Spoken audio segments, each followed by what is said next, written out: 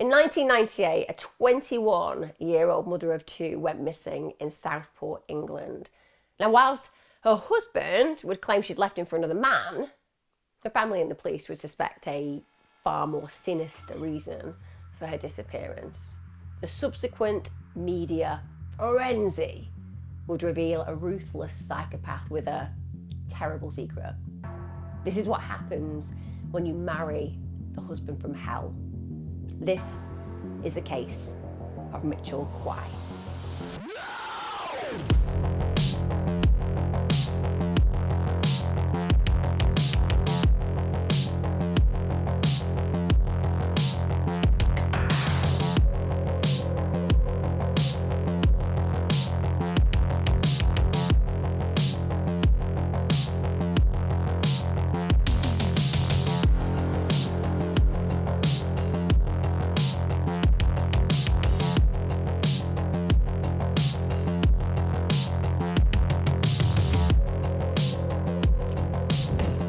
It's me, I'm back with another HelloFresh cooking video. You all know I use HelloFresh, so I always feel bad that they choose, because they're lovely human beings and an amazing brand, to sponsor my video. And because somewhere in me, I think I should probably have my own cooking show, just throwing it out there. Would need their recipes, their step-by-step guides to ensure that I never get it wrong and I never waste anything. Because one of the things about HelloFresh is you don't waste anything. They send you everything you need. It means that you're being good for the environment, you're being good for your family because you're always providing them with interesting meals, and believe me, I needed that. My repertoire was minimal amounts of meals every week. They were good, but there was like only 3 or 4 of them. Now I have a whole range, all thanks to HelloFresh. So let's get cooking. Today I'm going to be doing cheesy garlic focaccia bread and creamy truffle mushroom rigatoni. Yeah, I'm doing an extra as well as a main.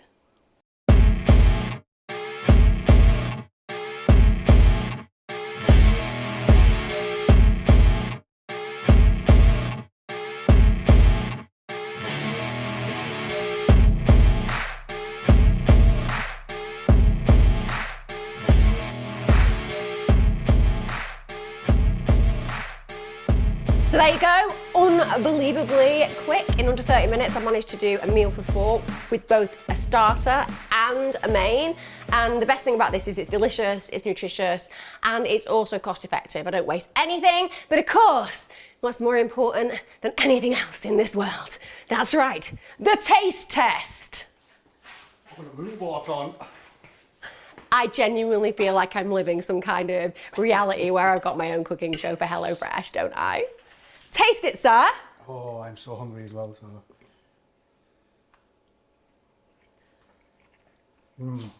How good? That passed the test. That's really good, actually. You're gonna try some of the bread? Cheesy garlic bread. And if you too want to be able to make incredible meals in under 30 minutes that are delicious, nutritious, and just fabulous for the entire family, then make sure you click the link in the description below, because there is an offer on with HelloFresh. You will get 50% off your first box and 35% off your next 3 boxes, which is awesome. But that's not only the amazing offer you're going to get. You're also going to get 3 special gifts. What is not to love about that? Just pop in the code EmmaKenny50 so that you can take full advantage of this. Shall we have a vote? Do I need my own crime and cooking show? I'm throwing it out there. It's not been done before. That could be a good thing. See you soon. Take advantage of this offer. Hi, and welcome back to True Crime with me, Emma Kenny. Thank you so much for joining me. I really appreciate every single one of you who comes here and views me. If you're returning again and you haven't subscribed yet, take a chance. Go on. Get your notifications on. Promise you won't be disappointed. Every Wednesday, every Sunday, crime and consistency is my absolute catchphrase. I will be there. Deep dives, without a doubt, and a little bit of humour thrown in for good measure. To all of you who are returning again and again, as you know, thank you so much for your support. It's mind-blowingly important to me. If you want to see me on tour, I am literally all over the UK. Next year is terrifying. I mean, I'm everywhere. It's really scary. Very big venues next year. So hopefully, if you haven't seen me already and you haven't got to come and say hi, I really hope next year is the year that we'll be able to do that. And I will, for all of you who are abroad, do one online because it's not fair. I want to be able to do my show for you guys as well. The case today, it's you guys who've asked for this 7,000 times. Okay, the reason that I'm doing it is finally I feel that there may be some additional facts that I have managed with my brother, who helps me research, and we research a lot, that there will be some added value to this. I've known this case for a very long time. I have in fact appeared in documentaries about this individual, but in spite of the fact that I hate repeating time and time again cases that might have been done, because I don't necessarily feel that giving air to these is that important when you think about the fact that there are so many people whose lives are lost or have horrible things happen and we don't necessarily give them legacy. I really want to be able to do that regularly on this channel. I want to give them legacy, if that makes sense. But I love you and you've asked for it a lot, along with a few others that I'm now conceding I shall do. So we're gonna, as I said, be looking at the case of Mitchell Quy. The reason that a lot of you guys all over the world know this case is because it is demonstrative of narcissism personified. You get to see perpetrators on occasion. We see them in interviews with psychopaths, serial killers, where their bodacious nature, their unequivocal ability to transcend morality is so mind-blowing that it takes your breath away. And certainly in the case of Mitchell Quy, that's where we're going to go today, because it took my breath away years ago when I saw this documentary, and even when I was in documentaries about him, because of that purity of narcissistic traits that run within him. So let's look at Lynsey Wilson. So she was born in 1977. She was raised in a seaside town of Southport, Merseyside. I love Southport. I spent many, many happy times there. And my grandfather used to say to me, if you ever want to buy a car, Emma, buy one from Southport. It's very flat. I think my granddad may have imagined that people in Southport just stay in Southport. Have to note, my uncle on the other side said, but sand causes corrosion. So I was conflicted, I'm not going to lie. Anyway, it's a lovely place, northwest of England. And Lynsey came from a really large family. She was one of 6 children. She had 3 brothers and 2 sisters. It was a close family. Now she was, I would say, from what I understand, certainly from the research I've done and also from the interviews I've watched, she was particularly close to her dad, Peter. She really idolised him. I think so many of us who've had the blessing of a parent who makes us feel safe and special can really relate to that. And certainly for her, Peter is one of those individuals that stands out because of the fact that firstly, he was just a really loving, good dad. And secondly, no doubt, he emboldened the traits that she felt made a man.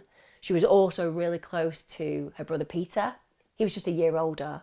So they were very close together age-wise, and clearly, I imagine as siblings, that would mean that they did more together. Now, the family of Lynsey, they talk about her being bubbly and big-hearted, also a really friendly and outgoing girl. That's from their quotes about this particular individual that we're talking about today. Now, even though she was really friendly and outgoing, she could also fight her own corner. She was known to be quite outspoken when she had to be. So there was an inner confidence there. She was somebody who knew what, as far as she was concerned, was right. And I assume we can take from that that she also knew when things were wrong. Now, it's July 1995. She's 17 at this point. Lynsey begins a relationship with 20-year-old former casino croupier Mitchell Quy. They'd met through Lynsey's brother Peter. So he and Quy had basically worked at the same casino. Now, at the time that she meets Quy, she's 5 months pregnant. I just want you to imagine what it's like to be 17 years of age 5 months pregnant and not with the father of your child? There are going to be so many questions going on for you psychologically. First of all, let's acknowledge the bravery of a 17-year-old who keeps a child and moves forward with a pregnancy, because it's a scary time for anybody at any age. But being a single parent is going to be even more challenging. She has a supportive framework and family, of course, but you still feel quite isolated in those moments. And when you're carrying another man's child, you're hardly imagining that somebody's going to look at you and think, this is the kind of person that I want to be with, because arguably you're literally in a state where you are evidencing your prior relationship through the pregnancy. So I would imagine that she wasn't thinking that she was going to meet anybody. And of course, Quy takes an interest in her. And the fact that she's just come out of a relationship with her first serious boyfriend also means that there's going to be a level of vulnerability there as well. I mean, it turns out that they'd actually separated pretty much as soon as she'd fallen pregnant. So these vulnerabilities, these fragilities, this sense of potentially feeling like she's made a choice to carry on with a pregnancy that may alienate herself from other potential relationships. And then suddenly this guy, Quy, is looking at her and being attracted to her. And this difficult situation that she's facing is probably anaesthetized a little, because she was facing being a really young single mum. When he appears on the scene, it must have felt like there was a knight in shining armor. He was apparently, at the beginning of the relationship, really kind, incredibly caring. He doted on her. Now, in hindsight, what her family believe is that she was just very fearful of being alone. Bringing up a child was overwhelming, and the fact that somebody walked into her world and seemed to accept her as she was made her commit to a belief that this could be something that could work out in the long term and that could give her a sense of security within her new experience being a mother. So if you take what the family have said, that she was worried about this fear of being alone, it would also explain the incredible speed in which the relationship progressed. And before I move on, we have to all be aware that we will see time and time again in relationships that are coercively controlling, love bombing is a big part of it. The person makes you feel like you are literally the most important person in the world. They shower you with compliments, gifts, dates. They tell you how beautiful you are, how handsome you are. And it's just this constant stream of, I see you in a way that no one else sees you. I love you in a way that no one else could possibly love you.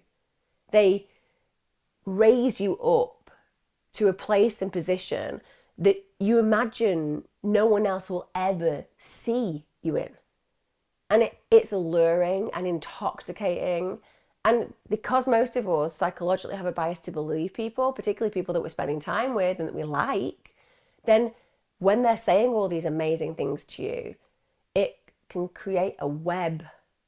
And before you know, you're wrapped within that web with helplessness that you never knew could exist, because it began in such a beautiful way that you didn't necessarily have time to see the toxicity rising. So Quy, let's look at him for a second. So he's born in Essex, but he'd moved to Southport. This was in the late 1980s. He'd moved there as a young teenager, and he'd moved there with his father and also his younger brother, Elliot. He'd had some trauma because Quy mother had died of cancer, and his father had decided that maybe going and moving would be a fresh start for them. I can only imagine what it's like to be a teenager and to lose a loving parent, or a parent per se. Whatever the relationship, it's conflicting, confusing, traumatic, and it changes everything. So for Quy and his brother, this would be a real upheaval. And of course, moving all the way across the country, it's another upheaval. It's not the easiest thing to do, to make friends when you're a teenager and to move schools and all the things that go with it. And even though I'm sure that Quy father had the best intentions, it may not necessarily have transpired that that was the best thing for the kids in that moment in time. It's not a judgment on the parent. I completely understand. It's just that trauma can make us have knee-jerk reactions. In fact, psychologically we say, if you've had a traumatic event occur, don't move, quit your job, break up with your partner for at least a year after that's happened, because you need to put some distance between you and the trauma, because otherwise you often are acting out from this traumatic place and projecting it onto other situations that you can change, but that actually won't make a difference and can at times make things worse in the long term. So just putting that out there, that it doesn't always work out when we make those decisions to leave traumatic memories behind. So following the move, another thing that is very clear is that Kwai's father isn't around all the time, so he's often away with work. So this is a real change for this family dynamic, and that means that Kwai ends up learning to look after himself, learning to look after his little brother as well. I think we have to also acknowledge that this means that he and his little brother are probably very close, and he's probably idolised by his little brother because essentially he's stepped in to some degree to take the caretaking role. It's not what we would wish for. Children shouldn't be expected to do that, no matter whether they're teenagers or otherwise. But this is something that occurs. So back to Kwai and Lynsey meeting. Well, they just fall head over heels in love, and whirlwind romance does not begin to describe it. I appreciate a lot of you out there will be like, I've had a whirlwind romance and it worked out just fine. I get it. It happens. Rarely. And often it doesn't bode well, but it does happen. So no disrespect to those of you who've managed to achieve that. But even when we talk about whirlwind romances, there still tends to be a time frame that makes sense. Now, bear in mind, Kwai and Lynsey are young, and that means that their decision making will be skewed, because when you are young, you do not think in the way that you will 20 years down the line. You cannot be afforded the life experience and the good conscience that comes with age. It's as simple as that. As my mother would say, you cannot put an old head on young shoulders. On a physical level, who would want to? It would be a ridiculous thing to do. I would like my young head, thank you very much, and not the old head that you're trying to put on me. But I get what she's gone there for. She's saying, at the end of the day, you can't make a young person understand the world as they will understand it 30 years down the line. Simple as that. But for Lynsey and Kwai, it's only 1 week after their romance begins, they're engaged. And they're not just engaged, they're planning their wedding. And it takes 5 weeks before they officially go ahead and get married. This is in August 1995. It's in Southport Registry Office. And to be honest, you know, her family were relatively supportive. So Lynsey's brother Peter, he's best man, because that's their commonality, that's their link. Kwai's brother, however, is the only member of the family who attends the service. That, for me, is always a little bit of a red flag. You know, you see it in quite a lot of movies, don't you? Where the bride has got like a full heap of humans just on her side, all like, yay! And then the groom has a suspicious looking individual and only he on the other side, and you're like, why has no one chosen to come? Am I just seeing this? And that's just in movies. When it plays out in real life, I would be like, I'm having some suspicions about this guy's character. Literally no one's come. No one. Why has no one come? So basically, we see that there is certainly not a close connection with other wider family members, and his dad isn't there. Throwing it out there. His dad isn't there.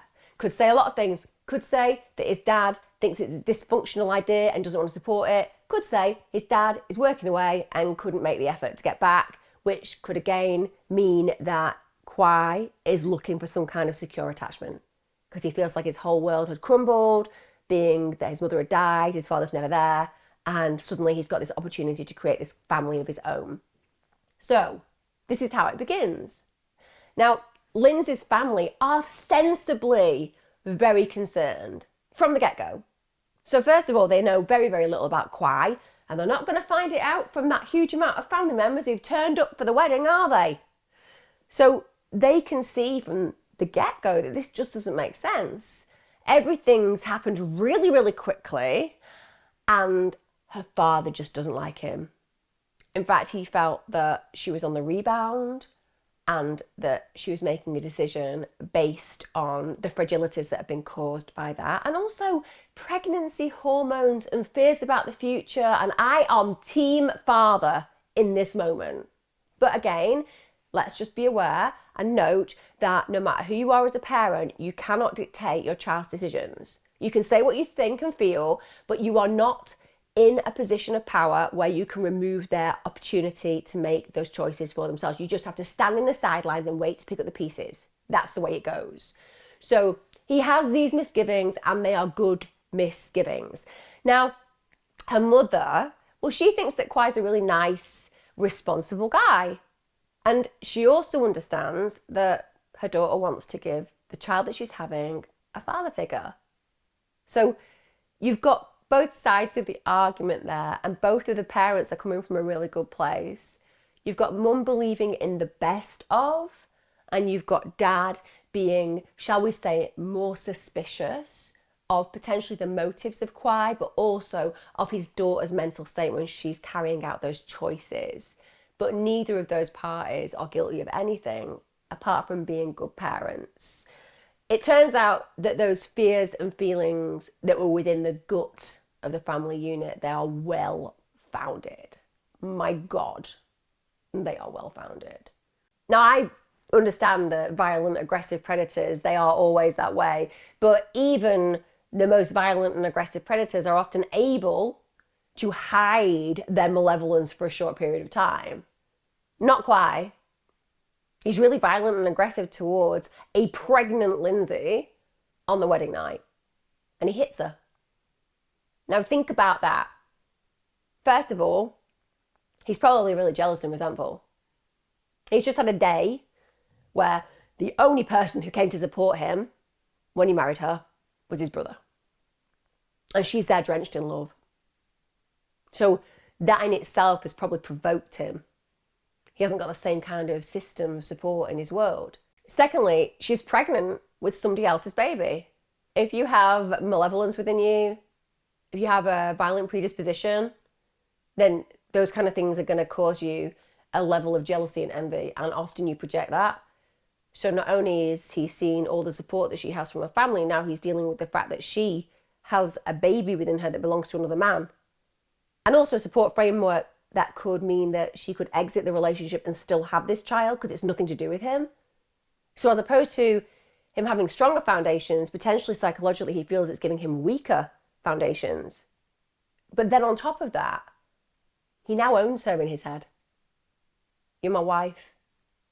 I can do with you what I want. And he's marking that territory, isn't he?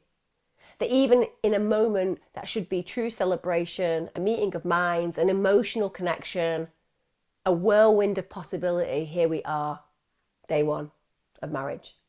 Predatory, violent behaviour. And my God, this is literally the very start of a pattern in Kwai's behaviour. In autumn 1995, the couple move into a ground floor flat on Boundary Street, Birkdale. Lynsey's daughter, Robin, she's born 6 weeks after the wedding. But there's no married bliss. There's no happy families. And bear in mind, at this point, we should have the honeymoon period.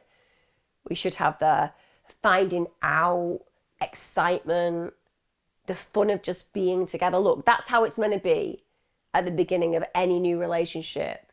You're meant to feel this absolute bliss of being. You're around an individual who adores you, validates you, values you, admires you, is attracted to you, and they consistently remind you of that. This early on, that's what it's like. It's about the bonding experience psychologically and physically. That's how we know that we want to remain with somebody. And that bonding can last for a couple of years before you start getting annoyed with the fact that they leave their trousers on the floor and they don't take the plates down to the sink every morning. But that aside, we expect those things to occur, and it's not happening here. There's no happy families. And they do have a tough start, of course. They've got a new baby and they're struggling financially. And we know that money psychologically is something that causes frequent arguments with most couples. If there are financial woes, we are going to find problems and obstacles because each person and party tends to think that money should be spent in a certain way. Lynsey has a baby, she's 100% likely to want to spend the money on that child. And for Quy, the transition in his life, first he was living at home, bringing up his brother, now he's got a child and he's married, and it's been a really quick transition, he's clearly going to struggle with that to some degree. So Lynsey at this point realises that there's just another side to Quy. I mean, I say another side, I would suggest that she starts seeing Quy. There isn't another side to him. It's always who he has been. He was just able to, for a very short period, an incredibly short period, able to mask that side of himself. She starts to realise he's got this really violent and volatile temper.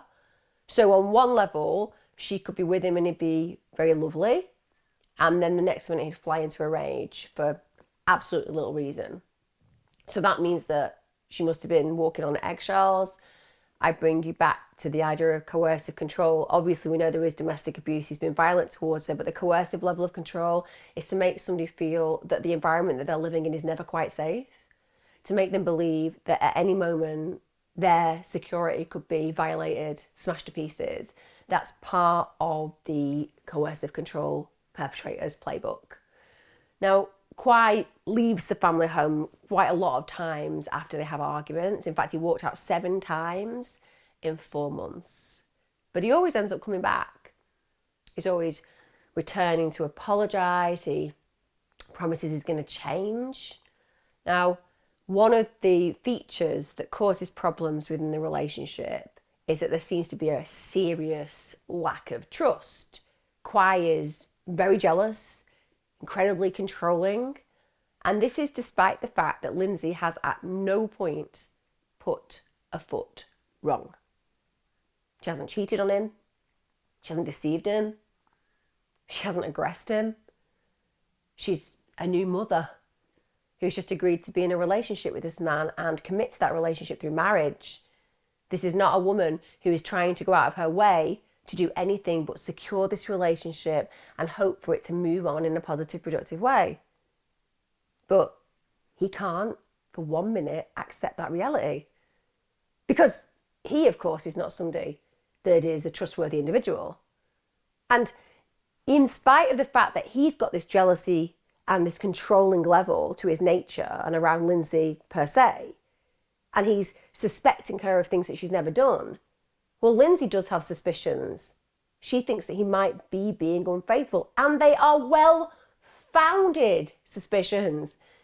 This is a classic example, again, of that gaslighter, the person who is making their partner feel like they are doing things wrong when they're doing nothing wrong, because actually they know that they're doing something wrong in reality, and they project that. It's their own recognition of their inability to be the person that their partner is actually capable of being that causes resentment. So not only is he going out and being unfaithful, he's then resenting Lynsey because she isn't. There isn't a place where he can project to a reality that she has deceived him because it's not occurred. Quie's seen other women behind her back, literally whenever he leaves her following arguments. Yeah, he just runs into the arms of other willing women. Now, Lynsey does fall pregnant. Again, this is with his child, and this is in autumn 1996, and she panics. At this point, the relationship is clearly toxic. She's not in a good place with it. And now she's in a scenario where she feels that there'll be a lifetime connection to Quy, and she isn't sure that she wants to commit to that. Things are so unstable between them. And so she makes a very difficult decision to get an abortion. Now, I do not try to imagine how difficult that would be for her. Abortions are incredibly psychologically distressing. And the myth that women just go about getting them and are perfectly fine, the research evidences complete contrary results to that. It's very, very difficult for women. They take that decision with a real depth, and it often causes a level of trauma. Imagine being in a scenario where you've got a child that you love, you're married to a guy who's being violent to you, you get pregnant, you know what it's like to love the child that you have, you adore that child, and then you're pregnant and you can have another child, but you're so scared about the potential and possibility, you feel you've got no choice. So you go and have an abortion by yourself.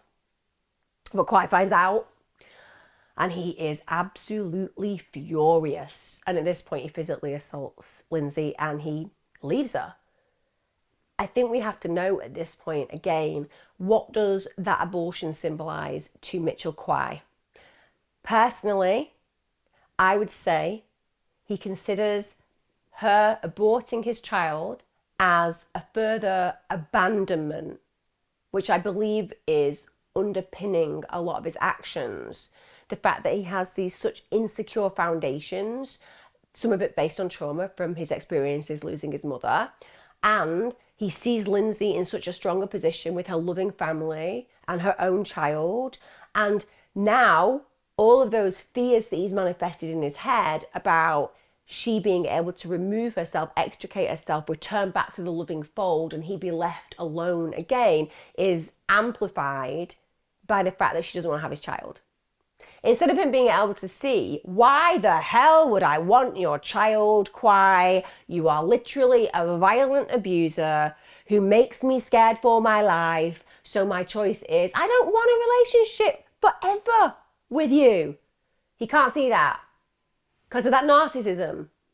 He can only see her as the predator in this moment. This gives him license in his head. She's destroyed something that was his. And bear in mind, this is a guy who will believe that Lynsey is his property. And that will infuriate him beyond belief. Now, ultimately, Lynsey reaches breaking point after about 18 months of marriage. And I think that she did well to last 3. Even leaving him on the wedding night would have been acceptable, knowing the treatment that she experienced. So she tries, and this is a young person, let's bear that in mind. She's a young person with a baby. At the end of the day, a month when you're 17 or 18 can feel like 17 years. Obviously, you get to 30 and a month feels like 6 minutes. But you know what I'm saying? When you're a young person, time moves more slowly. 18 months is quite a period to put up with this kind of predatory, nasty human being that's literally making your life a misery. So she starts divorce proceedings. But before they get finalised, Quy returns. Now he does this very good job of looking lonely and vulnerable. And bear in mind, there were good times in those first few days and weeks. And Lynsey's got a big heart. She's compassionate. Do you know what? She probably is traumatized from the abortion, and she believes that she deserves to hold some guilt, and she feels that her actions have caused pain in Quy because she's a good person who's internalizing something she shouldn't feel terrible about at all, and then using it against herself to allow this man back in because she feels that she's part of his problem. She's wrong. She did nothing wrong. Everybody can understand why she went ahead and had the abortion, absolutely. But can you see how psychologically that would connect her with him? That some of who he is, some of what he feels, some of that loneliness and vulnerability is something that she believes that she's responsible for. So in April 1997, they're back together, and then they plan to have a child. Now, I want you to think about this because a lot of people may judge her and say, but you were pregnant. Why did you abort that child and then have another? Well, from my experience of working with women therapeutically in these situations, there is a very clear and obvious reason. They believe that they have to make up for something that they acted upon, went ahead with, and were not prepared for the actual feelings that that action created within them, and in this case, within this very abusive partner. Just because you want an abortion and it's right for you in that moment doesn't mean that after you've had it, it's going to be plain sailing. Lots of women and young women and teenagers, they struggle hugely. Many have described it to me as feeling like they live with a constant loss that they never knew that they were going to experience and encounter. That they imagined it would just be a scenario where they had the baby aborted and they got on with their life. But actually what they feel is that afterwards, a few months down the line, a year down the line, that there was this sense of something missing. It won't be for every woman, but I'm saying certainly it connects with me that Lynsey has gone through this and now she's back with this guy who's probably abused her loads because she failed to go through the pregnancy, and now she's trying to make up for that, both for herself potentially and also for Quy. And again, we all know this is him manipulating her. He'll be using every tiny bit of trauma or guilt or fear, responsibility that she has, and just using it against her time and time again. So when she falls pregnant, Quy violent nature is back, as we would imagine. So now he's got her again. He married her. We see how the violence started. And now she's pregnant with his child, his property as far as he's concerned. And yet, even though this should be a moment of celebration, he doesn't care that she's pregnant. He's quite happy to hurt her. And this is perfectly demonstrated one day that summer. Whilst Lynsey's out, Quy completely trashed the house they were renting. And I mean completely. It is absolutely harrowing. This is a man who spent time destroying everything within that place. It looks like a hurricane hit. And this is rented property. It's not even their property. It shows a callous disregard, both for the property itself, for the belongings that they have, and of course, for the life that they're meant to be sharing. He broke every single item in the place. He threw a TV through the window. He smashed the furniture to pieces. He even ripped the door off the hinges and he threw one of them in the garden. Can you imagine how it was when Lynsey returned? Because this is all taking place while she's out, and in spite of her about to walk into what can only be described as a trash site, because now everything is ruined, he's actually outside when she arrives, smashing the car up. I mean, literally, he's not finished. He's done the house. Now he's outside smashing the car. Now for me, that's really representative. He's smashed up everything that they've built together. And that demonstrates an absolute blatant lack of care about who they are as a relationship and who they are as a couple. It's just clear that he has absolutely no respect whatsoever. Also, when somebody can smash up your entire house, when they are building into a rage, where not only do they smash a few items, because look, people do that, terrible behaviour, really is. I've been in relationships where guys have thrown things, terrible behaviour, they never aimed it at me, I knew it was in the moment, it was something that was certainly needing to be addressed, but it wasn't an escalative experience, it was the ending of that experience. So a moment in time where somebody threw something and walked off. And when you're younger, these things happen because you haven't manifested the coping styles and strategies to deal with conflict in an effective way. Not excusing it. It's quite common though. But if somebody starts in a rage and smashes something, and that's not enough, as opposed to it meaning the end, because that's what it tends to symbolize, the end, and somebody removing themselves, they've gone too far.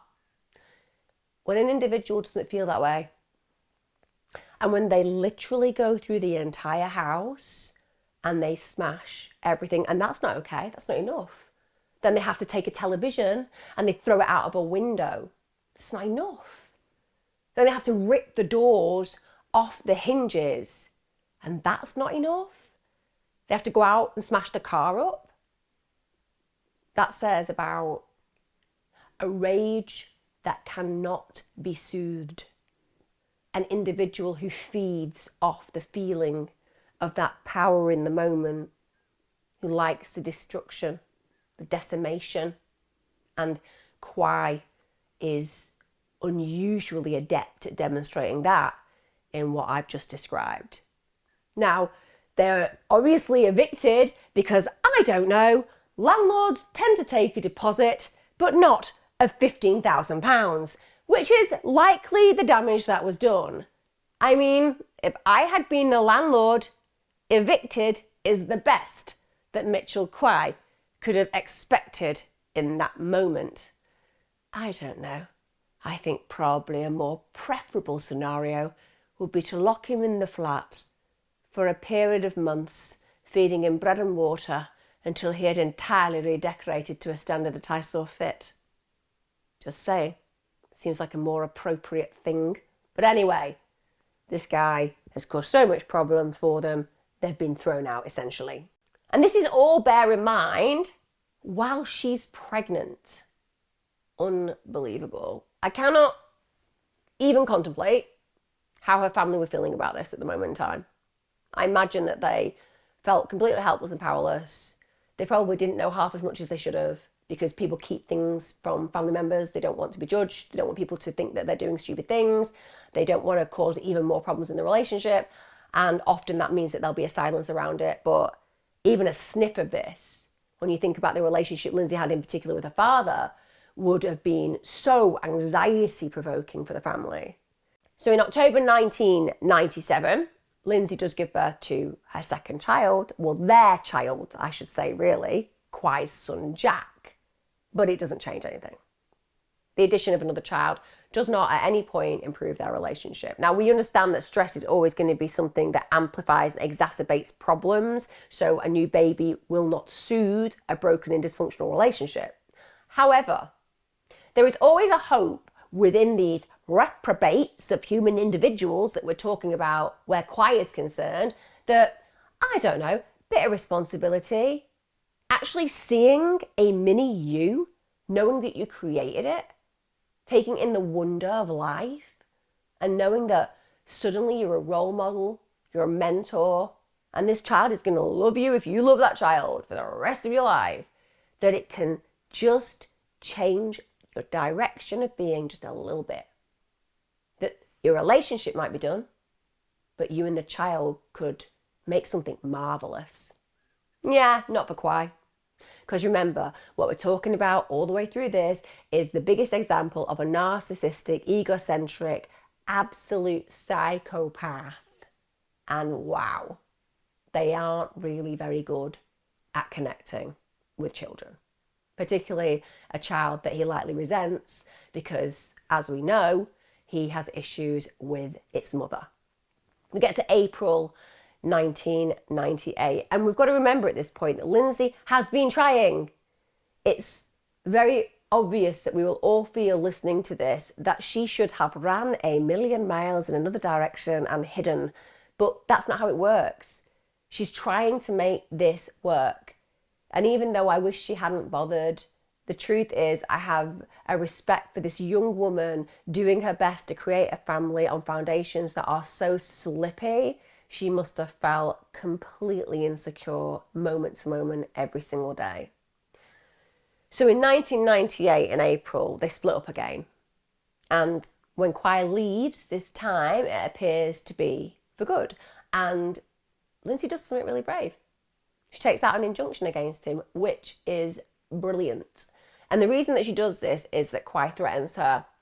He's making it obvious that he may be violent to her again. And she's actually given a personal attack alarm by the police. So they're taking this very, very seriously. And they are clearly aware that this man has got potential and form. Now, we have to remember that Lynsey is still a really young woman at this moment in time. She's now a single mum with 2 young kids. And not only has she got the wherewithal to go and speak to the police and take out an injunction, she actually seeks some support. And that tells me that we have the psychological motivation within this young woman to truly believe that she can move forward from this horrible relationship. So she goes to a women's group. She goes to Sefton's Women's Aid.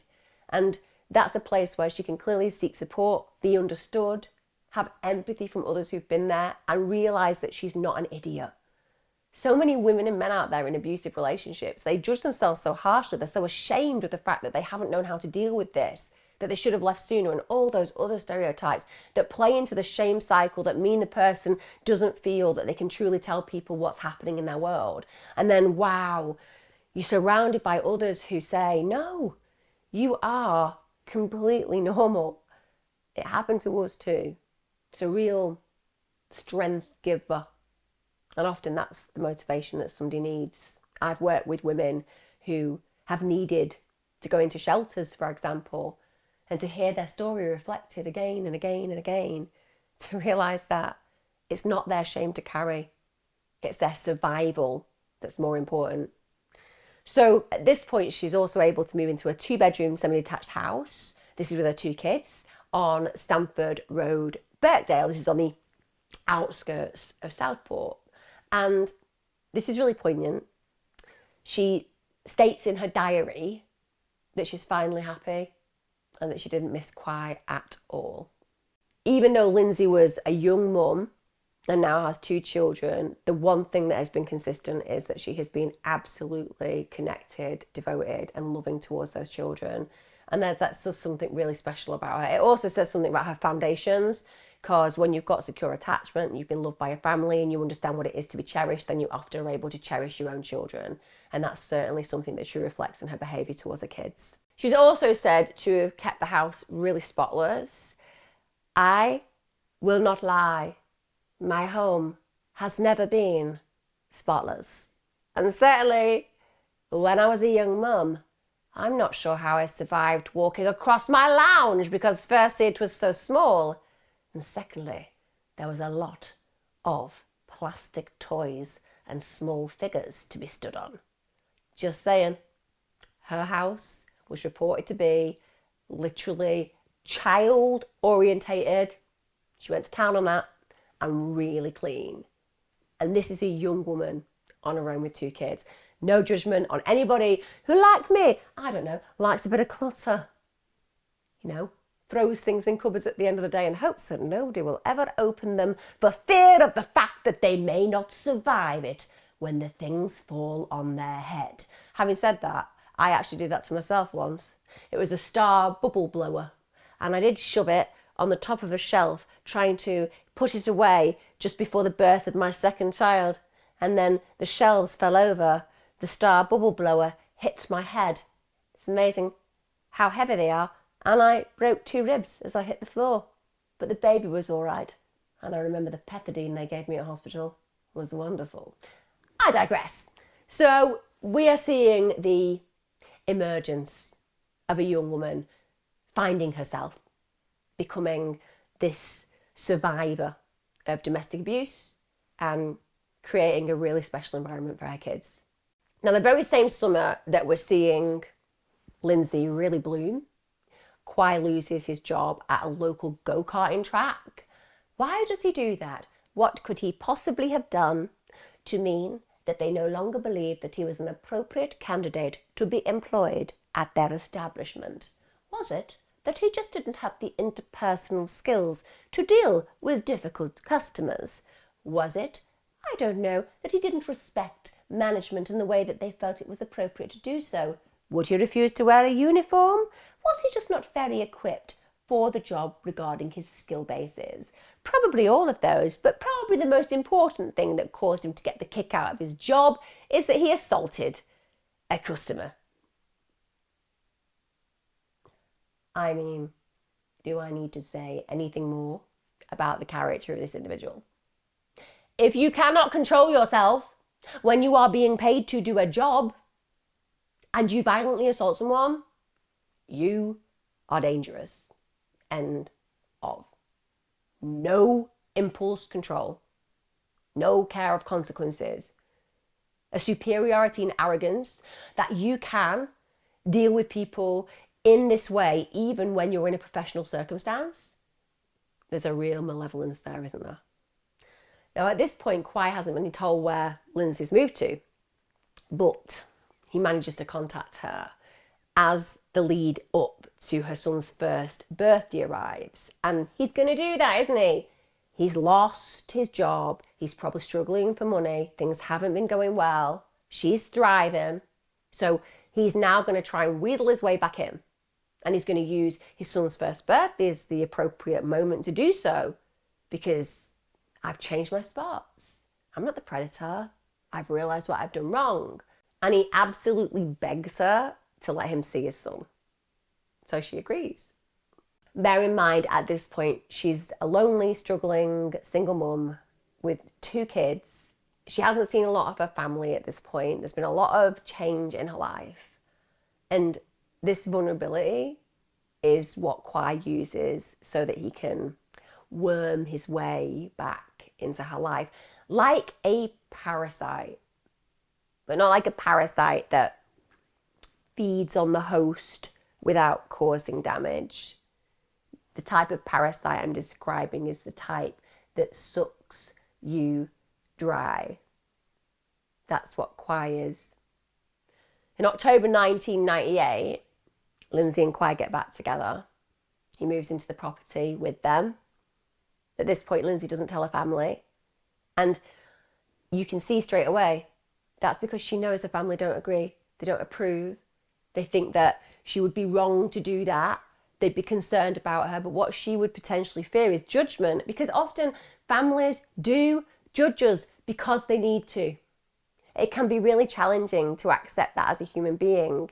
Our choices are ours, we can stand by them, but we have to acknowledge that people who love us may see things differently, and because of the love they have for us, they may challenge us, they may advise us, they may criticize us, but we shouldn't be afraid to stand in our truth and accept our own choices, but we should still be able to respect theirs. If that were the case, it would mean that we're in situations like this, we wouldn't feel the need to put distance between us and them. It happens all the time. So Lynsey keeps this from them for fear of that judgment, but actually doesn't realize that she needs that judgment. That's her compass. That's how to moderate the reality of what she's entertaining in this moment. You won't be surprised that from the get-go, the relationship becomes volatile again. She regrets the reunion completely. And she then goes ahead to arrange an appointment with her solicitor for the 15th of December, 1998, because she wants to finalise the divorce. She wants to get those proceedings going ahead to get him out of her life, at least relationally, if not permanently. She never actually made that meeting, though. She never actually made it. Sadly, Lynsey's decision to take Quy back, well, ultimately it isolated her from her friends and her family. First of all, they're fully aware of how Quy has treated her, both in the past and present, and they do not like him for good reason. I am sure there are families around the country who feel that if this were a scenario playing out for them, Quy would be the person who went missing in this case. Because the protection we feel over those we love is powerful. And it's very difficult for Lynsey's family to sit on the sidelines and watch this man basically violating their family member in so many ways and getting away with it. And now they're watching her as she allows him back into her life, her children's lives, and they can't believe it. They can't believe that she's taken him back. Now, of course, she's assured them that it's changed, but they know it's not true. So her mother, Linda, she stops calling round. She doesn't want to see him. And the rest of the family and Lynsey's friends, they feel the same. Now, that's what a coercive controller, predatory domestic abuser does. It's literally point 1 in Domestic Abusers Handbook. Isolate. You cause issues within the family and support network to a point where no one wants to have anything to do in that scenario because it's too toxic, they don't want to see it, they don't want to feel it, it's too much. So they withdraw. And often families do that to let the person know that they love, this is clearly not okay, we're not seeing you anymore. Notice that, we're not seeing you. There is something inherently wrong in your relationship. We love you. You're part of our family. We want to support you, but we cannot be in your life whilst you're in this situation. So it's a clear message. And in some cases, it will be effective. But in other cases, it means the person ends up isolated. By the way, this is no judgment call towards Lynsey's family at all. This is just a reflection, a recognition, and a reality of how domestic abusers use isolation tactics to mean that that person has no support network around them. It means that they have more power over them. Now that autumn, Lynsey's big sister, she actually goes and sees her at her flat. Quy is there, but he doesn't talk. He just drinks from a can of lager. I don't know about any of you guys, but I will tell you now, even though I of course know what happens in this case, I would say that alone makes me really dislike this individual.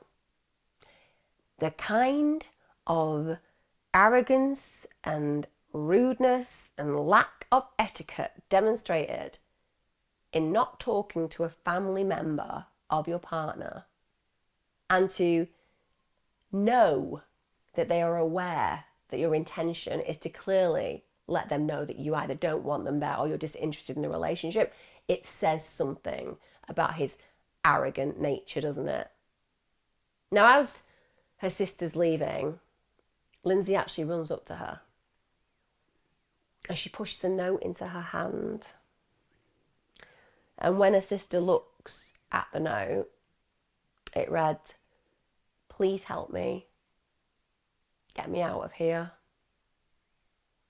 But because of the fact that her family had felt like the relationship had been really volatile time and time again, and that he'd left and she'd left and there'd been all of this dysfunction and disruption, when they saw the note, they decided that they wouldn't get involved that time. It's really upsetting because I just know, as many of you know, where this story is going to go. And I cannot imagine the burden that her family bear. They don't deserve it. But sliding doors moments are things that haunt us. And I think that was one of them. It must be incredibly painful for the whole family. Linda last saw her daughter on the 13th of December. At this point, Lynsey calls round, comes to the family home, and her mother then drops her home later on. And before she actually goes, Lynsey said, "Right, Mum, I'm going now. I'll see you later." She couldn't have imagined that would be the last time that she'd ever hear her daughter's voice. That would be the last time that they had any interaction. On Christmas Eve, she tries to contact Lynsey. Of course she does. She's her mother. She wants to arrange dropping off presents at the house because she has grandchildren and she wants to be able to surprise them with lots of lovely gifts. She doesn't hear anything back. Instead, Quy arrives at Lynsey's parents, and he arrives because he wants to collect the presents. He says to her mother that Lynsey's basically getting ready. She's going to go out. She's really busy. And he, at this point, when he's picking up the presents that have been kindly given by the grandparents, Lynsey's mother and father, he feels it's appropriate to actually refer to Lynsey as a psycho and says he suspects that she is cheating on him. Now, I don't know about you, but I think probably Lynsey's parents showed more etiquette than I could have afforded in that moment. Because if this violent predator who had made my child's life a living nightmare and I had had to stand there and watch, then dared to call her a psycho and suggest that she was cheating, well, he better have been able to run fast. Because the moment I got my hands on that frying pan from the kitchen, all hell would have broken loose. Again, don't follow those instructions. They're highly illegal and violence is never an answer. I'm just saying, this man does not mind deriding the reputation of the mother of his kids and lying to her parents and framing her as somebody that he calls a psycho, which is so ironic because this guy is every single tick box chart of the Hare psychopathy scale and then a million other points. Now, Lynsey's family, of course, are really surprised that they've not seen her over Christmas. And they're even more surprised that they don't get a call. They also can't contact her. They've not been able to get in touch with her. But this hasn't been completely atypical in their relationship. They have gone through periods of time where Lynsey hasn't been in contact with them for weeks.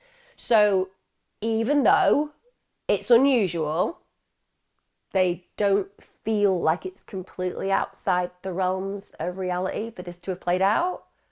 But I would imagine that they're getting uncomfortable as the days go by because this is the time of the year that she would ordinarily be in contact. But remember, this is a toxic relationship we're dealing with, and they probably are afraid to even contemplate how their relationship is going during that season. So they're kind of stepping back from it because they imagine there's going to be a whole heap of drama. They will regret that massively, but without a doubt, that would be the psychology, and we understand why. It's only on the 5th of February, 1999, this is almost 8 weeks after she'd been last seen, that 21-year-old Lynsey's finally reported missing. It wasn't actually Quy or Lynsey's family who notified the police. It was actually a concerned social worker. They'd been trying to contact Lynsey for weeks without success. Worth noting, whenever there is a moment where I feel that we need to question the way that agencies work, I will do so. It's very worth noting that this is a social worker who clearly followed due process, couldn't contact an individual that they felt could be vulnerable, and went ahead and actually informed the police. I think that is such good practice. And even though it isn't going to have a happy ending in this circumstance, it's really worth noting that that was an appropriate way of dealing with the safeguarding of an individual that should have been contactable. Now, the police speak to Quy. So he just tells them he and his wife have been planning to separate after Christmas, but that Lynsey had taken matters into her own hands and just left before that. According to Quy, he'd last seen his wife on Christmas Day. She'd been out, she'd got off her face with friends the night before, and then he claimed that she just basically packed a suitcase, left the house without even saying goodbye to her children. I don't know in what universe Mitchell Quy believes that this would be believed, because unless she has met, I don't know, the Pied Piper of Hamelin, and he's up the grade and chronology of those that he wishes to remove from the area, and she's just danced away. That didn't happen. I'm not sure that that ever happened in reality, to be fair. Or, I don't know, another alternative. The Jesus Army have been around, convinced her in a few hours that this cult is the place to go. And again, she's like, I'm leaving everything behind. I'm going to follow these individuals. Nothing will go horribly wrong. Cults always work out brilliantly. You know what I'm saying? Unless there was something that could be brought into evidence, this complete transformation and transition of this young woman who's devoted to her kids just upping and leaving, instantly you're going to be like, you are my main suspect. You. Because, like, first of all, the Piper of Hamelin just never existed. Secondly, at the end of the day, even cults take a little bit longer to coerce an individual to just going. And the reason that I'm saying that is because this is how ridiculous this man is. That he genuinely feels that he can just create this story where she's just up and gone. She's abandoned him. She's abandoned her children. And then he actually shows the investigators an anonymous note. Anonymous note. That is right. An anonymous note. Apparently written by Lynsey. First off, just going to throw it out there. If you're going to write a note, You're going to write it and sign it, aren't you? Just for good measure. I don't know. We don't write letters a lot these days, but even when I'm writing an email, in spite of the fact it has my name in the email at the top and in the little note at the bottom, I still write my name, you know? So people definitely know it's from me. But no, this one is just an anonymous note, and apparently it's written by Lynsey, saying that she has moved to Spain with a married man. I don't know where. Mitchell Quy was looking for alibi possibilities to why he isn't a murderer. Maybe it was on a really bad alibi for murderers site. Anyway, Quy says that she's moved. He also claims he's seen her shopping in Southport on multiple occasions, not just once, not just twice. It wasn't just in Tesco. It wasn't just in Topshop. It wasn't just down at the pound store. No, several times he's seen her. No one else has. No one else has, but Mitchell Quy has. So, obviously, he's completely innocent, done nothing wrong. She's moved to Spain, but she's also been shopping locally. And on top of that, she was seen by him as a passenger in a black Mercedes. And not only was she a passenger in a black Mercedes, apparently when he saw her, she stuck two fingers up at him. And with respect, I have never met Mitchell Quy, but I literally have a range of verbal and physical cues that would all be far more attacking and insulting and expletive based than two fingers, genuinely. In fact, I would say that it would be more likely that if he had seen her in the back of a black Mercedes, it would be just before they ran him over. Then I would buy in. If he had been knocked down by a black Mercedes with her in there, I would be like, yeah, that makes sense. She must have been really upset because she had been treated diabolically by this excuse for a human being. But what is he doing when he's doing this? He's taking who she is as a human, and it's all absolute fabrication. This girl, Lynsey, is a devoted, loving parent. She has sacrificed so much of her life as a young person to bring those children into this world and bring them up. She has been through trauma after trauma with him.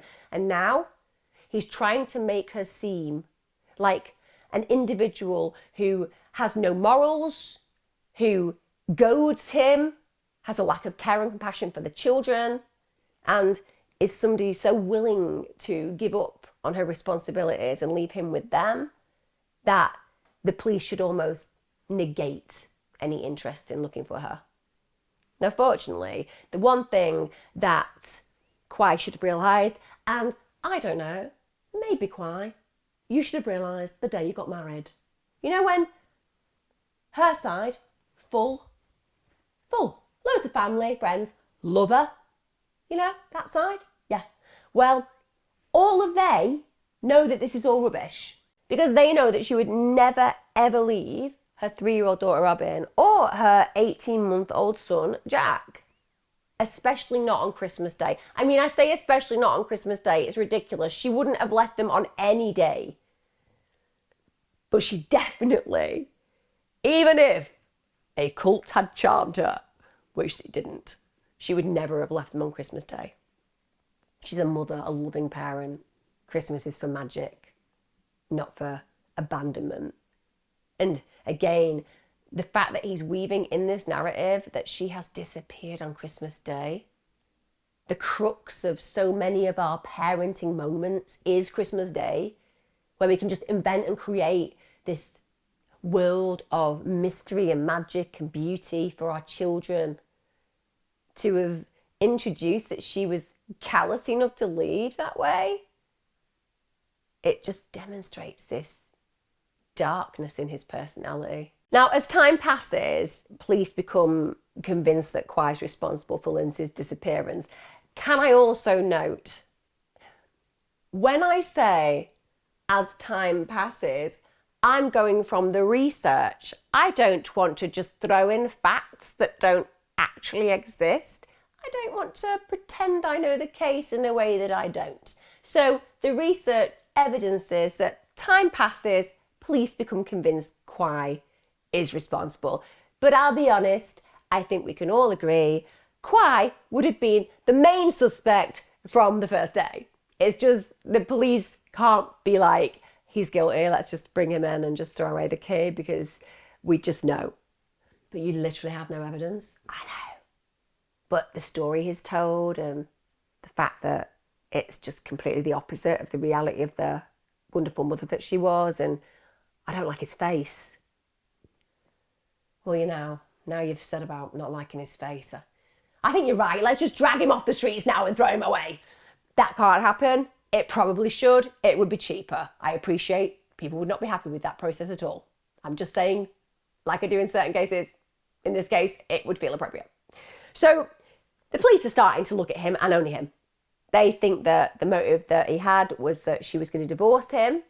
And officers actually went and searched the couple's home on 3 occasions. And on the last search, they even used an X-ray machine because they wanted to electronically scan the floorboards. They wanted to scan the back garden, but they couldn't find any body. And bear in mind, we are talking a few decades ago. And technology has moved on a great deal now. But back then, that was the top technology they could use. And it's not turning up any results. Now, they do get a break in April 1999. And the reason for this is that Lynsey's been missing for 4 months at this point. And they discover that Quy has still been fraudulently cashing Lynsey's benefit checks. So this is a woman that's missing. Even if she had left of her own volition, how is she eating? How is she sleeping somewhere safe without money? He's taking that money. And so this is, again, another motive potentially for killing her.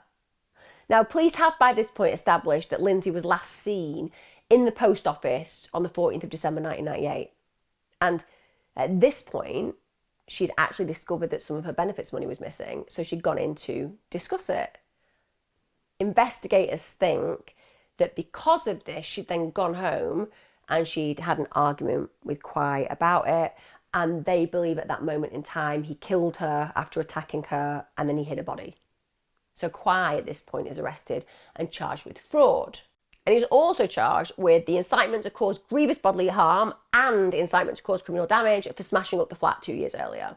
I imagine the landlord was like, about time. Literally about time. Did you see my flat? Unbelievable. Now at this point, it goes forward and Quy is ultimately convicted of the fraud offence. So he does admit that he cashes her benefits, but he says that as far as he's concerned, he has a right to. He says he's looking after her abandoned children.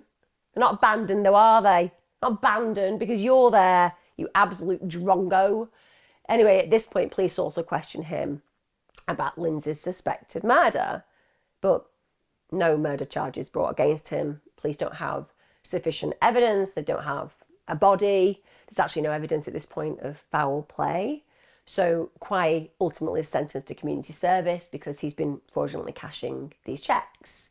And he actually completed his community service working in a charity shop. I know that volunteer work is good for the soul. I just am not sure that people like Mitchell Quy are the right people, I don't know, to be in establishments that often have vulnerable people shopping in them. Just throwing it out there. Anyway, this is at the point where many of you, if you know this case, will connect the dots because he agrees because of his massive narcissism, his supercilious nature, his superior attitude, his belief that he can completely pull the wool over the eyes of, I don't know, the whole of the UK. So he agrees to take part in a documentary in real life, and it's called Prime Suspect. I smile, I genuinely smile in that moment because I'm going to throw it out there. I'm going to throw it out there. If somebody came to me, and I've worked in television for a long time, And that means that maybe I have a understanding of how it works differently to how the general public may. But if somebody came to me and I was innocent and said, I've got a great documentary for you, Emma. It's great. I want you to be in it.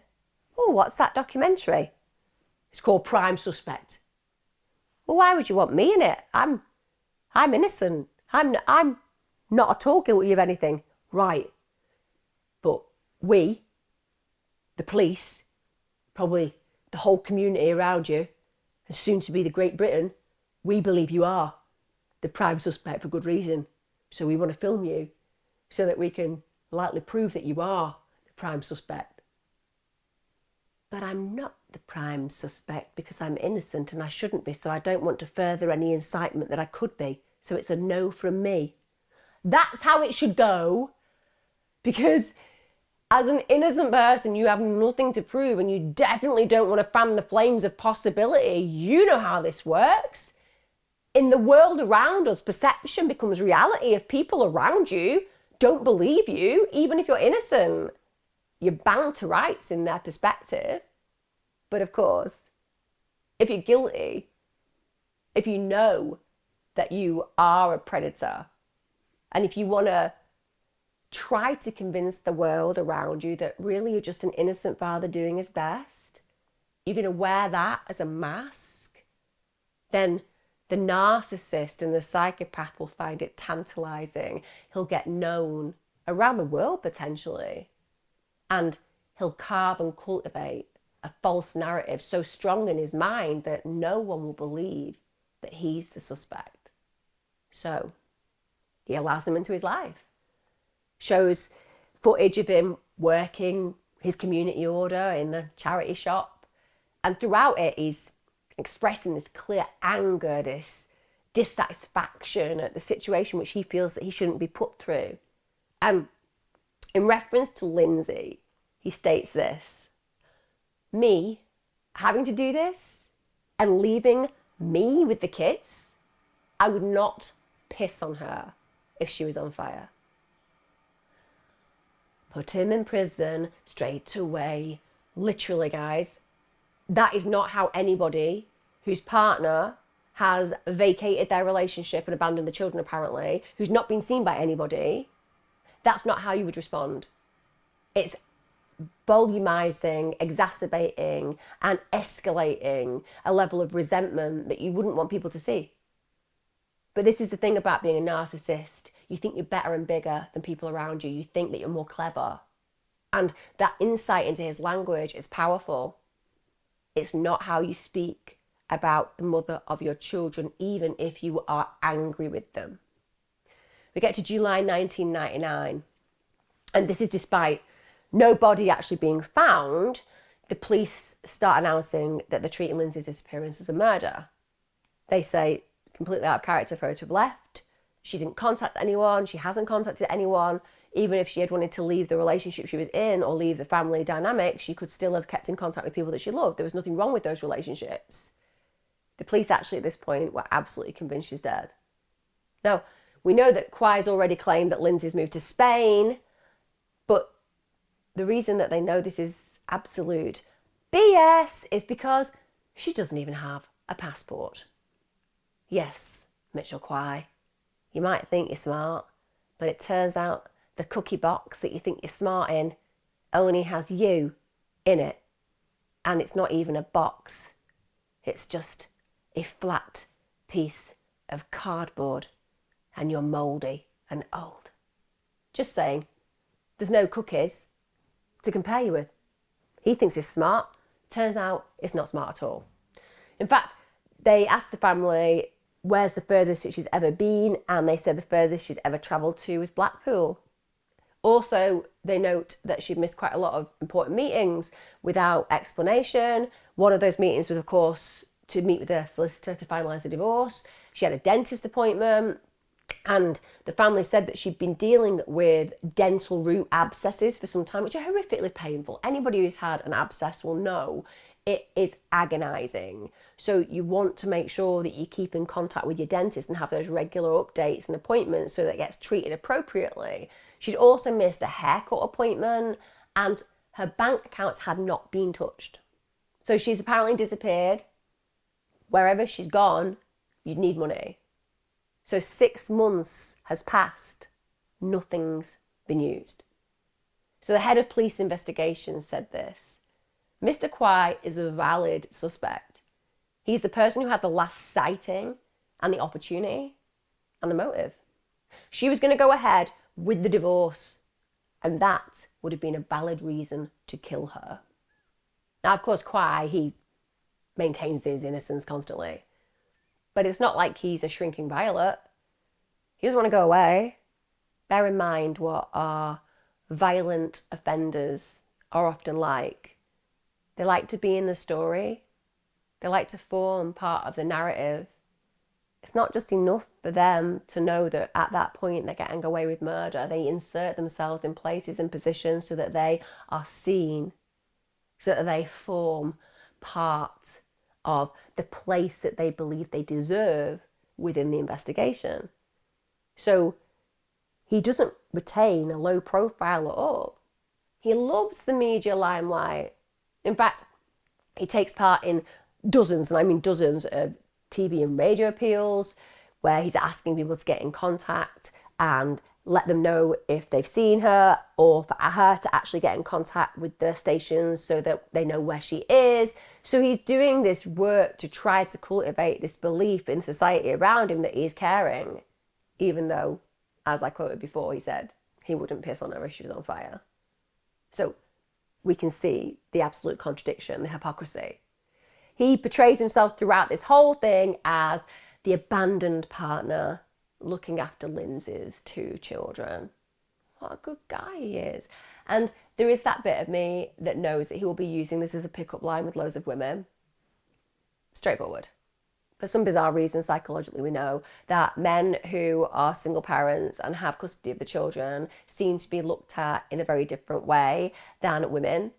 Men are seen as being special because they've stayed, and women often give them extra brownie points when it comes down to seeing them. They afford them a different emotional response and reality and relationship because they believe that this person must be good because they are at home with the children, which when it comes down to Mitchell Quy is a far away from the reality of these women seeing him. But I know, without a doubt, he would be able quite easily to have liaisons regularly with different women. Now, during the police press conference, he stated this: "She left without saying goodbye. I thought she'd have come back for the kids, but she obviously does not care about us anymore." I want to swear. I'm not going to swear. If I was going to swear, I would say F you. I can't though, so I won't. How dare he? How dare he be spreading this lie that she didn't care about her children? He had a right to say that she didn't care about him. That would be good sense. But those kids she doted on. He even got to go on Richard and Judy. I, as you know, am contracted to This Morning in the UK. That was the same show. But Richard and Judy, they were stalwarts in my childhood. I love them very much. But when you got on that show in the UK, literally everyone listened. It was really powerful. At this point, sat on that sofa, he denies it has killed Lynsey, and he's asked direct questions about that, which I love. Be direct. Also, he laughs quite a lot when he's asked those kind of questions. So it's kind of funny. That's not how you would act. So, not that I'm trying to educate any of you how to get away with interrogations about the odd murder that you commit. I'm saying that what we know is when somebody asks us a question that's reprehensible, we don't laugh. We might get angry. We might withdraw. We might question the question, but we certainly don't laugh, because laughing is not the correct emotional cogency with the actual reality of what we're describing. So he denies that he's killed her when he's asked, and he goes on about how unhappy he is at being considered a suspect in his wife's own disappearance, and he does this constantly. Also, he criticises the police. That's something else he does quite a lot. He says they're focusing their attention on him, and this is really annoying him. But the one thing that he certainly doesn't come across as, and this is in any footage you see of him, he doesn't come across as the man who's concerned about the disappearance of his wife. In fact, in lots of interviews, as I say, he's got that deepest delight. He's got that slight smile on his lips. And in an interview, he actually stated, I might as well have murderer written across my forehead. I'm like, that might work. You don't need it, because every show you've been on in the UK, everyone comes away going, he's a murderer. He's definitely a murderer. He's a murderer, right? He is the murderer, because you can tell he's emotionally not connected in the way that he should be. But throw it out there. Well, if you are suggesting, Quy, that if you are a murderer, we can tattoo that on your head, I don't know, be quite up for that. Quite a few crimes. Predator, paedophile, murderer. They'd all be helpful. You know, you're on your Tinder date, they walk in, you're like, Jesus Christ, not again. Bloody predator. Throwing it out there, just an idea. I will be honest, it's my mother's idea, and she actually believes in that stuff.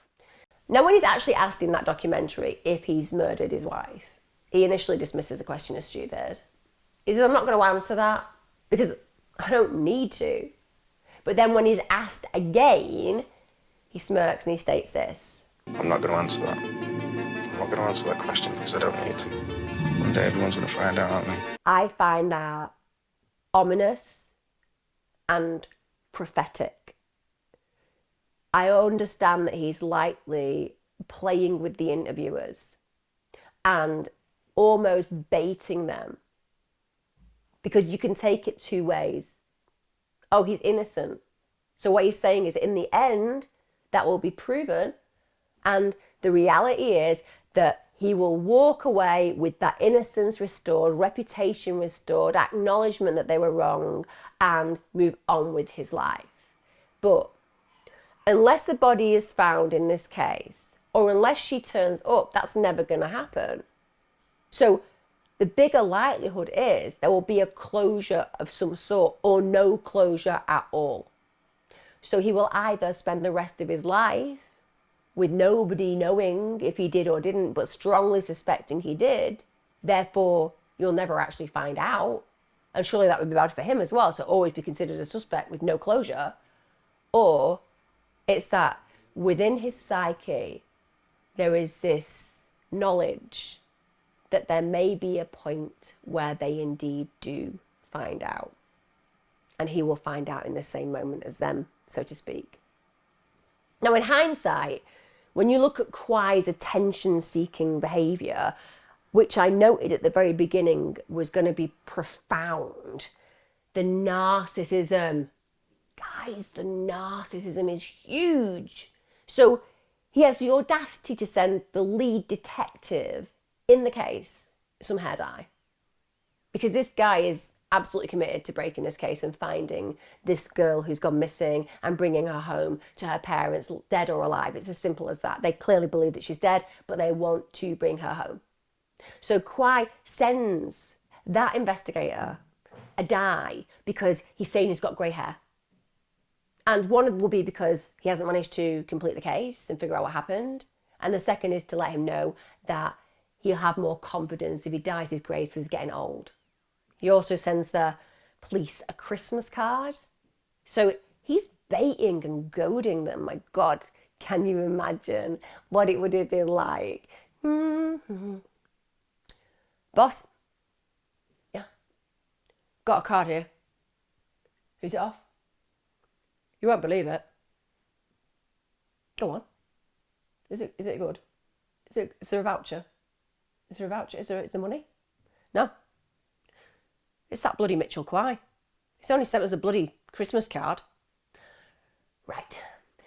I'm going to go get him, bring him back, throw him in a cell, tell no one, and never, ever allow anyone to visit that cell forever again. Just after I've dyed my beard, I'm going.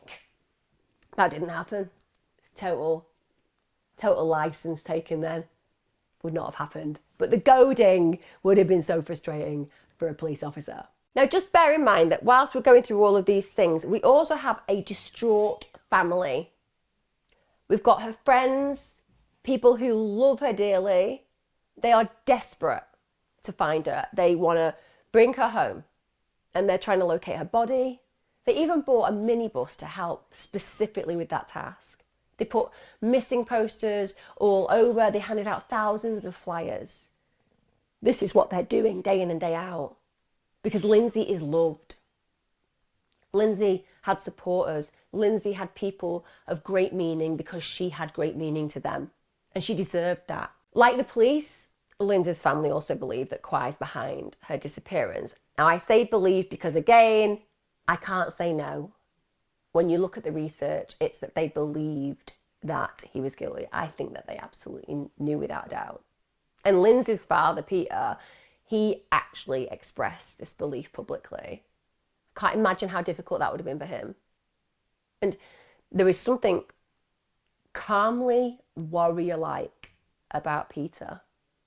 And whenever I see footage or interviews of parents whose children have been taken from them in any way, shape or form, but certainly when they're missing or murdered, it is surprising to look at their face and be able to read pretty much every experience and emotion that they are going through, whilst also being able to note their collectedness, because their main priority is to care about their lost child, to care about bringing them home over their own feelings. So you see it, it's written all over their face, the agony, the fear, the worry, the concern, the anger at times, but there is this calmness, and Peter, he demonstrates that.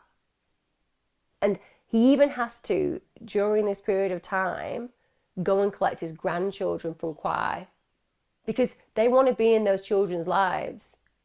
Can you imagine having to go to the door of the man that you know has been horribly violent to your daughter, who you know is probably likely to have killed her, and you have to go and collect the children from him so you can have a relationship, and also so you can keep those children fully aware of the beautiful mother that they were blessed with, that now they'll likely never get to know.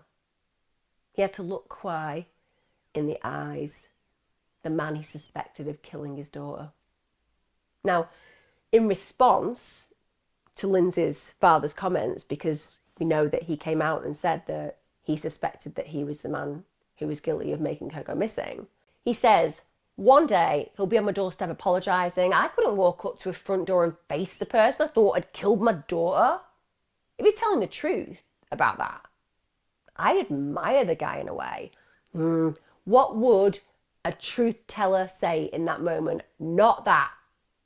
Are you telling me that if you are innocent, and this is not just personal, this is professional, I'm giving you my psychological, experiential, and also, of course, the way I feel as a human being about my opinion of when other people have opinions of me, because if somebody said to me that they thought I was guilty of killing my husband, and they spoke openly of me being involved in that person that I'm meant to love's disappearance, and I'm innocent, I'm not going to respect the person coming to my door getting the kids because, hey, they think I'm a killer and they still want a relationship with the kids.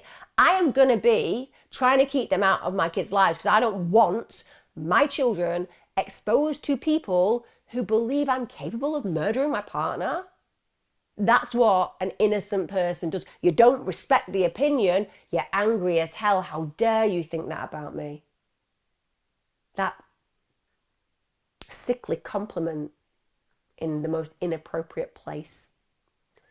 On the 8th of June 2000, the police finally arrest Quy. It is 18 months after Lynsey's disappeared. And during the questioning, Quy does initially refuse to comment. I mean, they all try that, don't they? I watched a film in 1983 and they got away with it because they just kept saying no comment. I'll say no comment. Yeah, I think that's changed quite a lot now, and even then it was quite difficult to get away with those things, but just throwing it out there, Quy. Anyway, he gets questioned, says no comment, but then he's charged with murder, and he actually spends the night in a cell, and then he's questioned again, and he finally cracks. And from there he admits everything. I mean, that confirmed Of course, in his confession, the worst fears of everyone, both the police, Lynsey's family, her friends, the society who had cradled her, because they had. Remember, she'd become part of their community. Even if they hadn't known her before her disappearance, they knew her after, and she had great meaning. They all desperately wanted to bring Lynsey home. Even her local newsagent, where she used to go regularly, he had constantly been aware that her disappearance didn't make sense. He talked to interviewers about this. He believed that Quy was guilty. And for a period of time, he started to question that.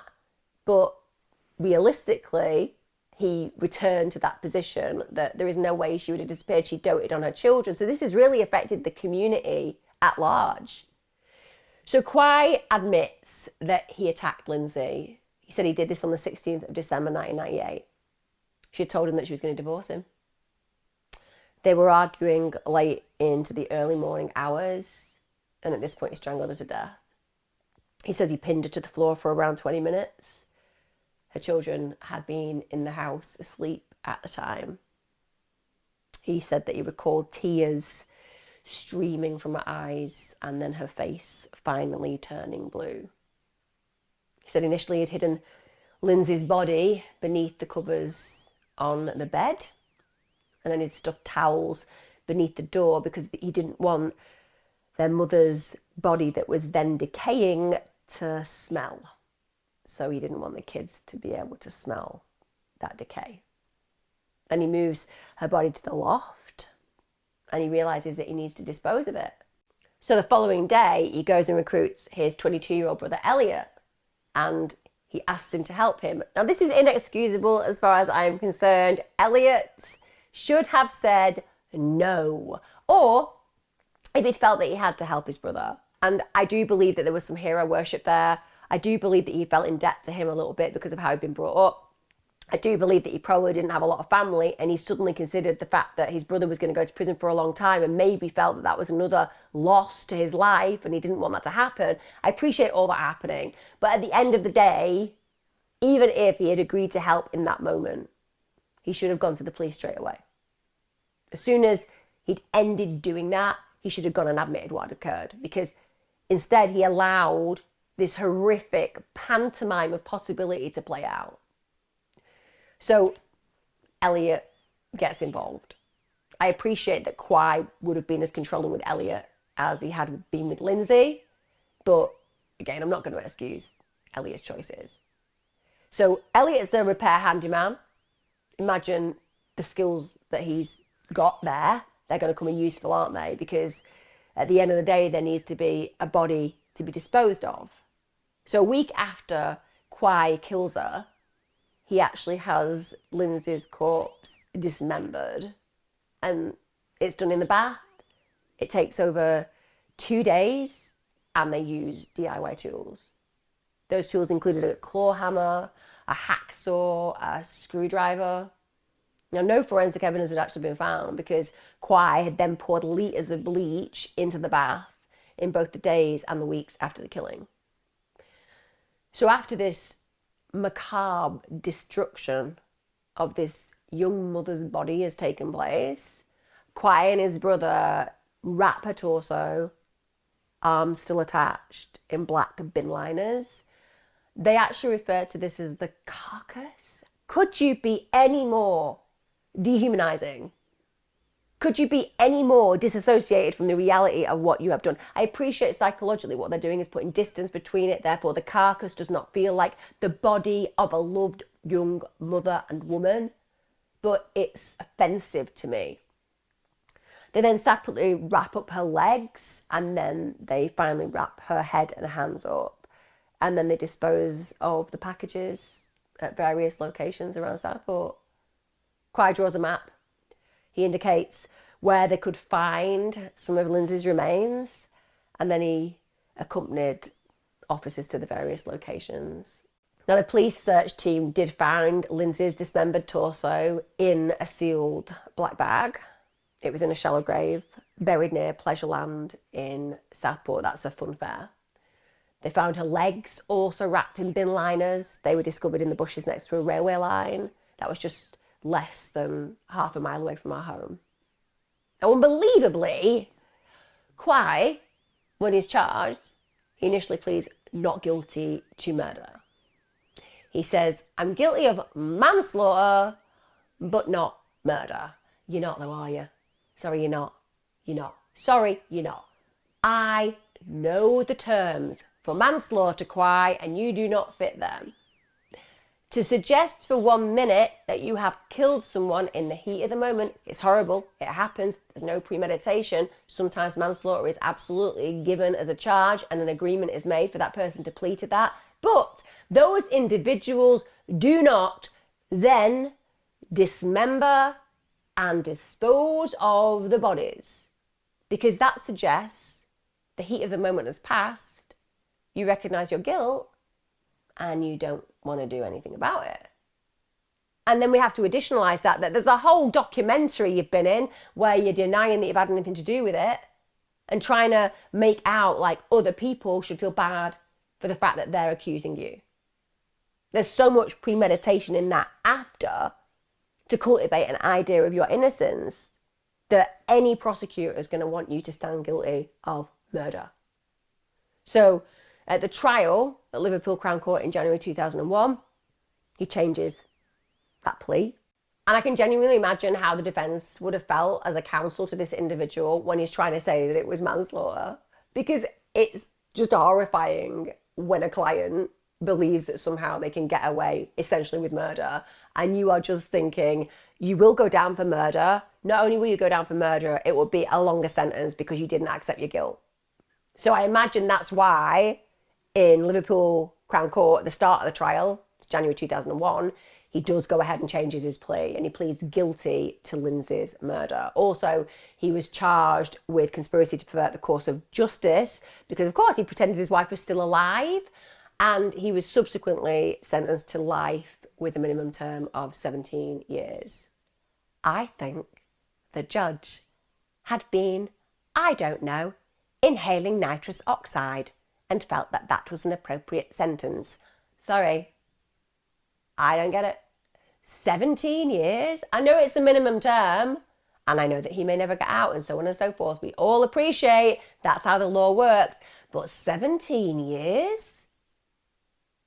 He'd violently assaulted this woman for long periods of time. He had stolen her in the most macabre and disgusting of ways from her family. He had literally dismembered her and discarded her like rubbish. And on top of that, he said he was not guilty and created this whole play, been on loads of shows, kept the wound open massively for Lynsey's family. How is it only 17 years? Also, just to throw it in there, why I feel that that's pretty astonishing is that Quy brother, Elliot, he got 7 years. Yeah. He got 7 years for helping to hide Lynsey's body parts. 7 years.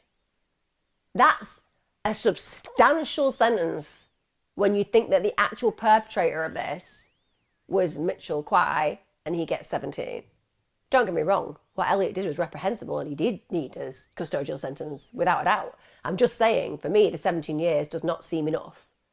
Now, just 3 months after Quy sentenced, it gets worse for Lynsey's family. There's another tragedy.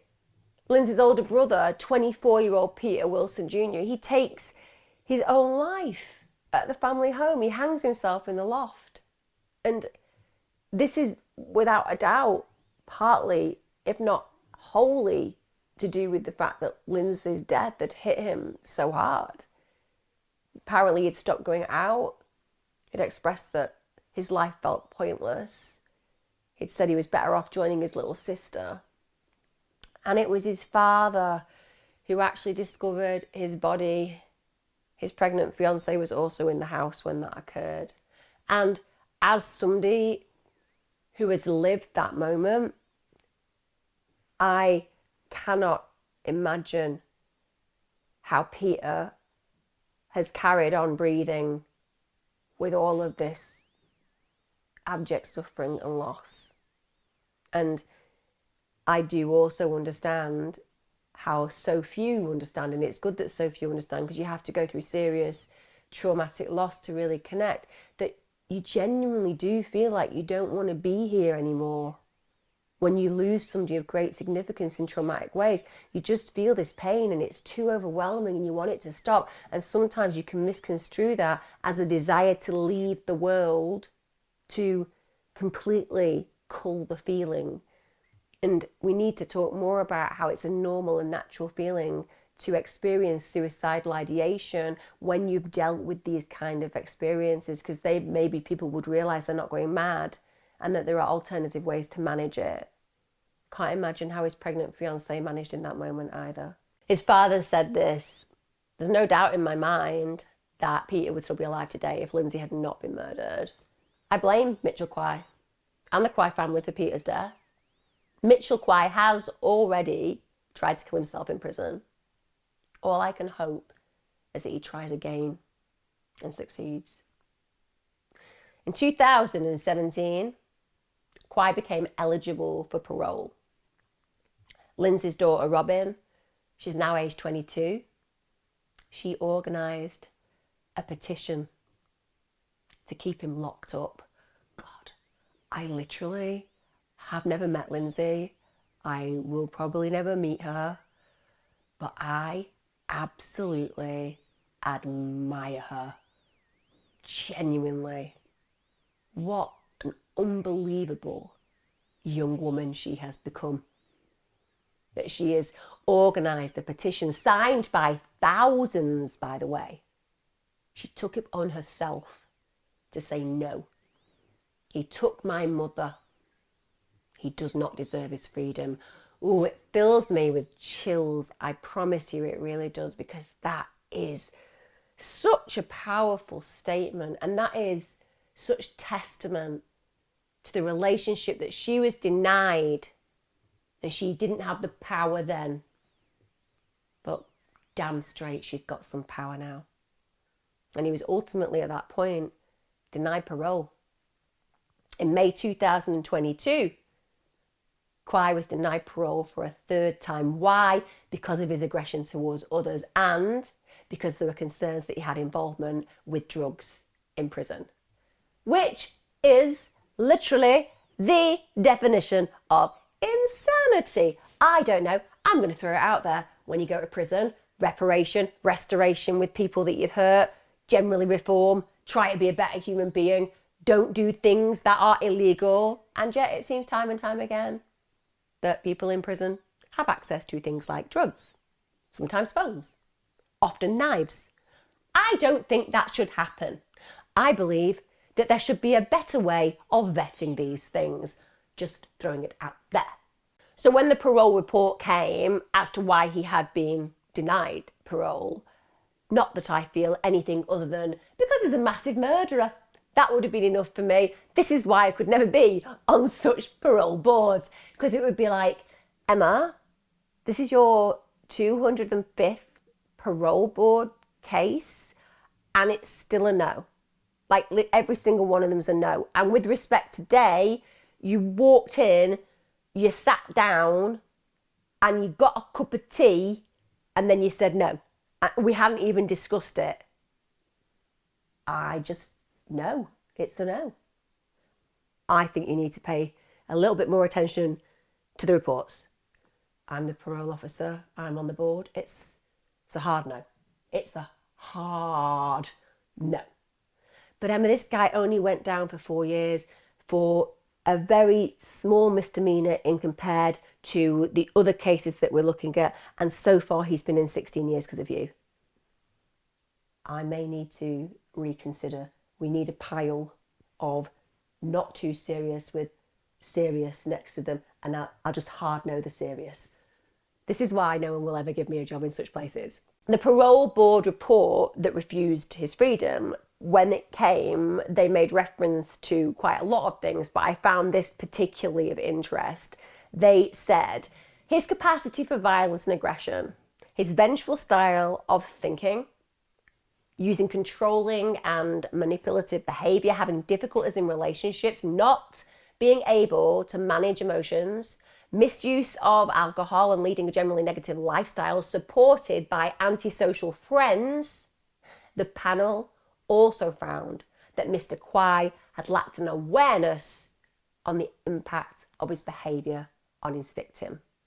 So for me, the parole board is there to look at whether this individual has recognised their sins, has repaired their behaviour to a point where they realise the impact on others, and are going to go into society without malice, without impact, unless it's positive. And they don't feel that at all. In fact, what it sounds like from that particular part of the report I've just read out, it seems that they feel that he's made no progress whatsoever. And he's been in there a long time. Quy displayed evidence of a psychopathic mindset without a doubt. Violent, controlling, narcissistic, and he must have seen Lynsey's vulnerability from the outset. She's a young mum-to-be, she's on her own, and he knew that he could insert himself in her world. He left her numerous times, but when she dared to leave him, when she dared to finalise the divorce, he killed her. And we see the psychopathy playing out even more and the narcissism playing out more in the way that he tries to protect himself, to cover his own tracks. First of all, he manages to embroil his own brother, who he should be there to protect, Elliot, into the crime. Then he's able to dismember the body of his child's own mother in the bath. Also, pathological lie, you see that throughout what I've talked about today and in any documentary you see of him. Not only was he happy to lie to the police and Lynsey's family for 18 months, also went on lots of TV shows, radio interviews, protesting his innocence. Had no problem doing that. Lie, lie, lie, lie. And also, he made himself out to be the victim. He said he was unfairly persecuted by the police, that his wife had left him with the children for another man. And in fact, he even went in the papers saying he was going to sue the police at some point. Not being strange, didn't have a case to answer with respect, Mitchell Quy, but when would that stop you? Did like to be in control of all the headlines in that respect. For me, it also seems as though Quai's deceit was all about satisfying his own emotional needs. So he soaked up the limelight, he revelled in that web of lies that he concocted, and yet this is the thing about predators, violent offenders, serial killers. It's often that part of their personality that is the chink in their armour. The lies, the willingness to place themselves in the centre of the investigation, the inability to cut themselves away from the revelling. That's often the chink that starts to cause the fracture that ultimately leads to the apprehension and prosecution of these individuals. He went over the top. That narcissism meant he went over the top. He lied way more than necessary. So he made himself a prime suspect because his behaviour was bizarre. It was relentless. The protests of innocence were relentless. It didn't make sense. Interestingly, a psychiatrist who worked in prison with Quy, this was between 1998 and 2010, they described him as one of the many unpleasant psychopaths he had met. Quy had actually once joked with him about where he had hidden one of Lynsey's body parts. He'd apparently laughed out loud and asked the psychiatrist, "Do you get it?" I imagine the psychiatrist thought, I do get it, Mitchell Quy. I do get it. I also get that my reports and information on you will likely go to the parole board, which will likely mean you don't get out. Do you get that one? Do you get that, Mitchell Quy? So in the present day, Quy remains incarcerated, and he's incarcerated in HMP Gartree, which is a high security prison in Leicestershire. What is really disconcerting, frustrating, and as far as I'm concerned, means that we would all agree this man should never be allowed anywhere as far as freedom is concerned, is he's never shown any remorse for what he's done. As far as I'm concerned, that's it, end of. If you don't show remorse, then you haven't acknowledged your impact, and that means that you can go out and do things again and again and again because it does not reason with you not to. It doesn't affect you. You feel entitled. He feels entitled. And on top of that, Remember, his own daughter has created a situation where she might feel under threat if he gets out because she has actively participated in making him remain in prison. Her safety is far more important than this man's. Her life and her security and her freedom to enjoy the world around her, that counts way above his. So the very fact that this malevolence is still within him, and he's had all this time to realize the error of his ways, and he still is somebody that psychiatrists fear.